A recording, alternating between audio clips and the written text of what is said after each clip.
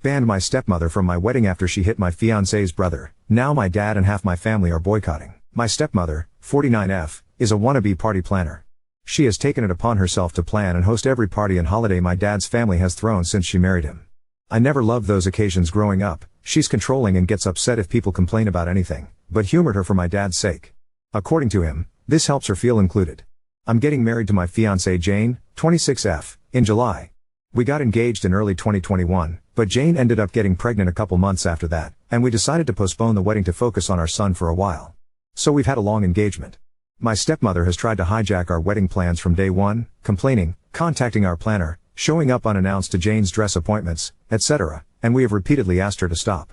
Dad wants us to humor her, but she's clearly resentful of the fact that she's not hosting the wedding or being labeled mother of the groom in invitations. Besides our baby boy, we also have Luke, 4M, Jane's paternal half-brother. She got custody of him a few months into our relationship, after his parents died. I ended up moving in with them during the pandemic, and have been in Luke's life since he was a baby. He doesn't call me dad, and refers to us as his sister and his op, but we love him like a son. Stepmother, though, hates Luke. She accuses Jane of baby trapping her way into the family. That accusation only got worse after our son was born. My dad gets along with Jane and adores the kids, but stepmother demands him to refuse babysitting Luke, so we don't leave the kids with him often. Instead, Jane's brother and Sil usually watch the kids for us, as their children are close to ours in age. We had a thing last Sunday, and my Bill was out of town with his family. Jane's other siblings live in different cities, as well as my mom and sister. My dad agreed to babysit at our place, and we left. We came back to find both kids crying, stepmother screaming, and dad weakly trying to calm everyone down. Apparently, Luke had told stepmother that both he and our son were going to be our ring bearers, and she went ballistic. She screamed that she wasn't going to allow that because he wasn't family. She then made me need to include the trigger warning when he started crying. His lip is still split. She'd never gotten to this point before. We immediately banned her from our house and from our wedding. Dad is fuming and has said he's not going without her. He's also convinced half of his side of the family, by severely downplaying what stepmother did, to boycott the wedding as well.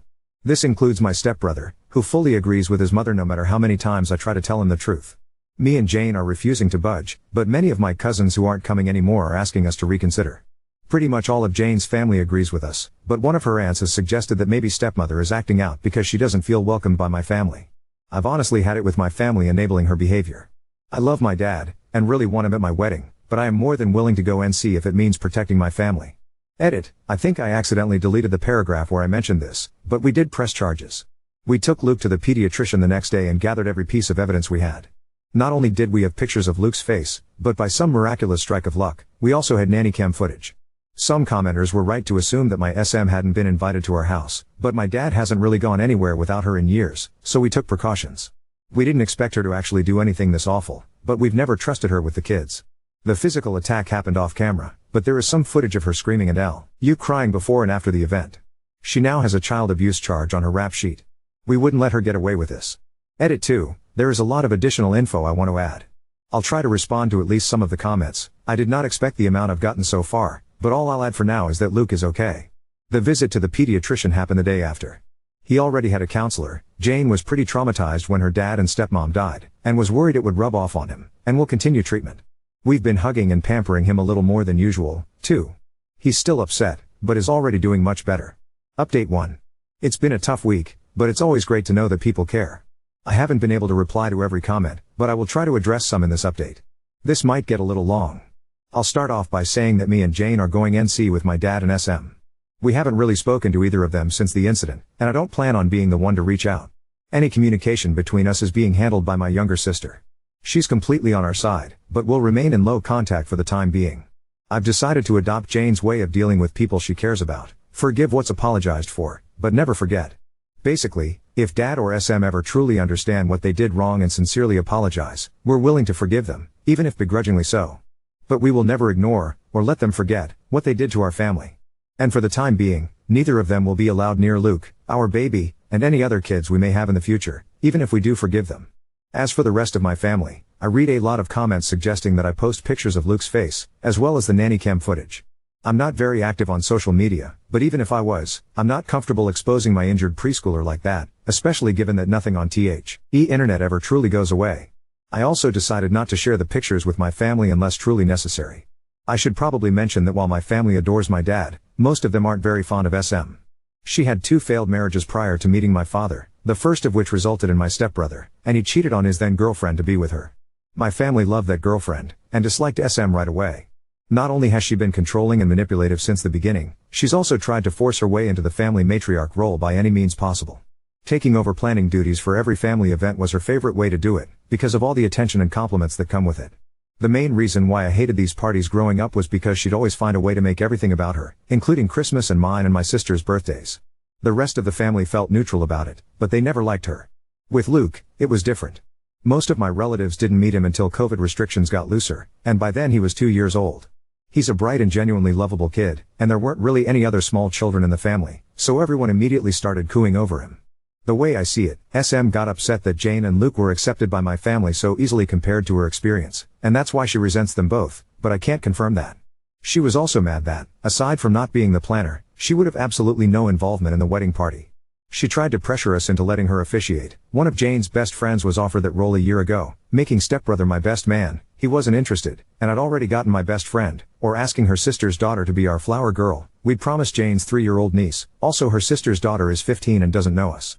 She also tried to convince us to let my dad walk Jane down the aisle, since her father's gone, but her eldest brother, the Bill I mentioned in the first post, had already been enlisted. SM was disappointed that my family wasn't as involved in the wedding as Jane's, and kept making comments about how that would never happen if we put her in charge. All of that being said, there is nothing that can excuse being that awful to a child, especially if it really is the petty jealousy that I suspect. Because I haven't spoken with my father, my sister has been keeping me updated on what he's been up to. As I found out through her, the story my dad and SM told the rest of the family completely erases Luke's injury and the abuse charges. It insinuates that me and Jane banned them because we got annoyed with SM and decided to take it out on my dad as well. Because most people already disliked SM, explaining what actually happened that night wasn't hard, and most of the relatives that I actually wanted at the wedding have apologized and are berating my dad as well. The people that didn't believe us, as well as those saying we overreacted, have been told they are not welcome in our home anymore. Those are mostly people from my dad's generation, so I can't say I'm surprised. But the realization that they are so biased they're willing to protect a woman they hate, after she hurt a child, just to make my dad happy has reassured me that I don't need any of them in my life. Stepbrother is still in denial. He refuses to believe his mother could hurt a child, even with all the evidence we have. I have to admit I understand, I love my mom too, but that doesn't mean I'd excuse his obliviousness. So he's banned too. It sucks, because we were close growing up, but I don't regret it. Besides, Jane has 3 other siblings besides Luke, the older Bill, a twin brother and a younger sister, and I'm closer to them than I ever was to him. Speaking of Jane's family, they're all furious over what happened, and have been extremely supportive of us.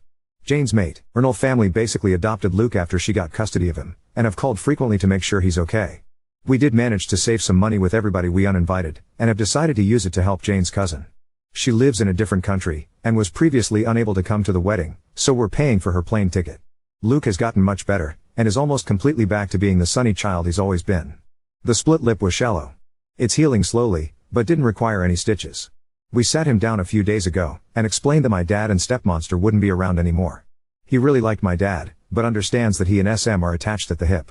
He's clearly scared of her, but we're doing our best to make him feel safe. Me and Jane have reassured him that he is family, we love him, and no one will ever change that.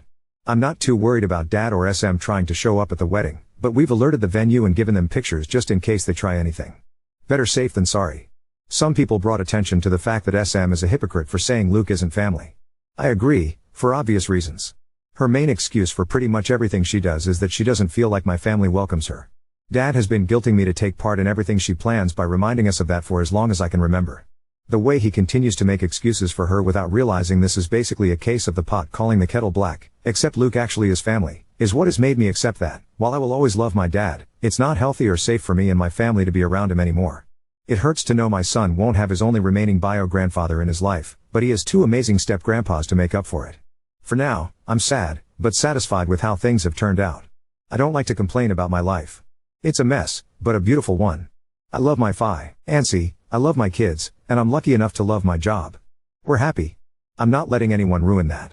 Update 2. I'll start off by, probably, disappointing a lot of people. We're coming to terms with the fact that it's unlikely SM will get anything more than a slap on the wrist. Me and Jane are discussing our next move with our lawyer, but we're still not sure how we're going to move forward. It's too early to tell anyway, so we're trying not to get ahead of ourselves any more than we already have.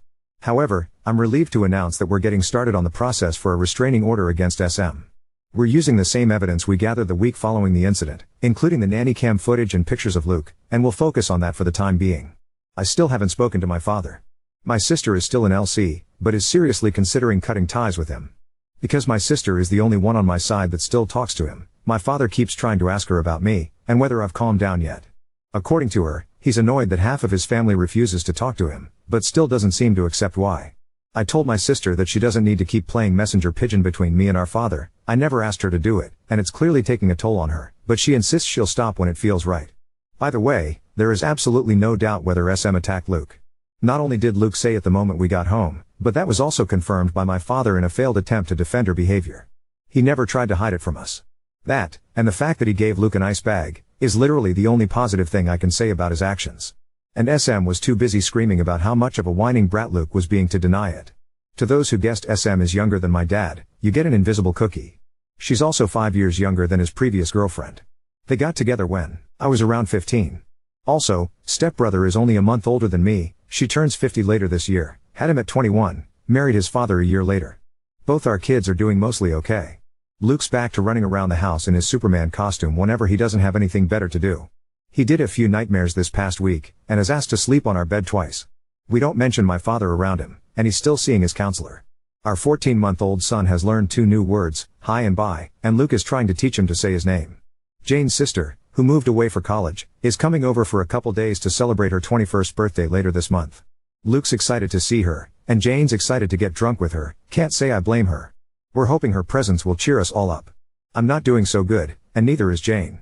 She's usually the kind of person who tries to keep her negative emotions to herself, but she cried herself to sleep almost every night the week it happened.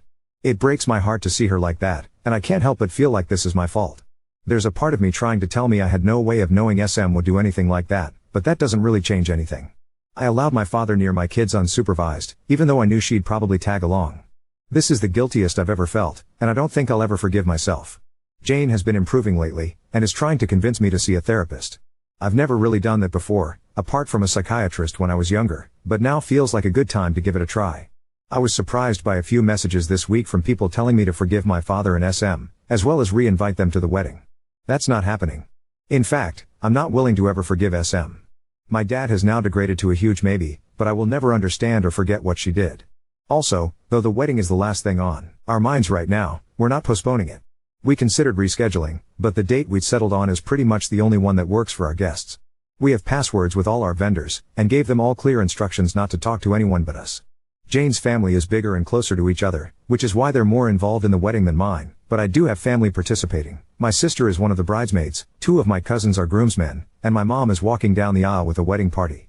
Going through all of this with Jane has made me understand even more just how much I love this woman. I couldn't ask for a better partner to start a family with, and I have no idea what I'd do without her. This didn't tear us apart, and I couldn't be more thankful. I probably won't make any more updates until after the wedding, unless something big happens. Update 3. I didn't plan on updating again before the wedding, but something pretty huge happened. The good news is we got the row. The bad news is me and Jane had to see both SM and my father at the court hearing. This was our first time seeing them since we kicked them out of our house over a month ago, and neither of us were looking forward to it. We left the kids with Jane's brother and Sil, so at least Luke didn't have to see them. The hearing itself went a lot quicker than I expected. I'll give credit where it's due, my father was, at the very least, smart enough to understand there was no way they were winning this. There was a lot of evidence against them. Not only did we have the nanny cam footage and Luke's pictures and medical record, but my sister had also gathered every text and email SM had sent her and the family about what happened. And SM hates speaking on the phone, so there were a lot of those. They didn't even bother to get an attorney for the hearing. The judge granted us a protection order against SM. She's not allowed within 500 feet of us or our property anymore. We're changing all our locks this week, and I'm thinking about changing my phone number as well. I have to admit, the moment we left the courthouse was the safest I'd felt since this whole ordeal started. Jane was close to tearing up with joy when we got to the car. We picked up the kids and went to McDonald's with Bill and his family to celebrate. Hours later, my father called me. The order doesn't extend to him, so he can still do that. Jane and the kids were in bed, so I answered. I didn't expect him to change his mind and apologize all of a sudden, but decided to give him one last chance. He tried to start some awkward small talk, but I told him to get to the point. He asked me if the order was truly necessary. I stated, very clearly, that SM was never coming near Jane or my children again, and that I was glad I had an row to formalize that. Every excuse he had for SM was pretty easy to shut down, but she only hit him once. Yep, and that's enough for me. The kids need their grandma. She's not their grandma, Mom is. She's my wife. You need to respect her. She attacked Luke. She disrespected my family and my own house. I don't owe her anything, least of all my respect. He then went on a rant about family, how much of a godsend SM was and everything she'd done for me and my sister since she came into our lives. I replied by listing every time I could remember about her lying, overstepping a boundary or acting unhinged around me, my family or my sister. I brought up both my adult life and my youth. Examples included her attempts to hijack most of our milestones, recently, our wedding plans, our son's birth, Jane's baby shower and my sister's college graduation, her obsession with the idea of a perfect family and her disgusting attitude towards Luke. I also made sure to mention her habits of going through mine and my sister's stuff when we were younger.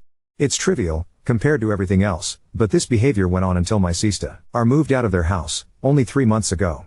We're pretty sure she found out about Jane's wedding dress appointments by reading my sister's planner while she wasn't home, for instance. Some of the memories I mentioned are long and hard to explain, but they did cement the fact that SM means nothing to me.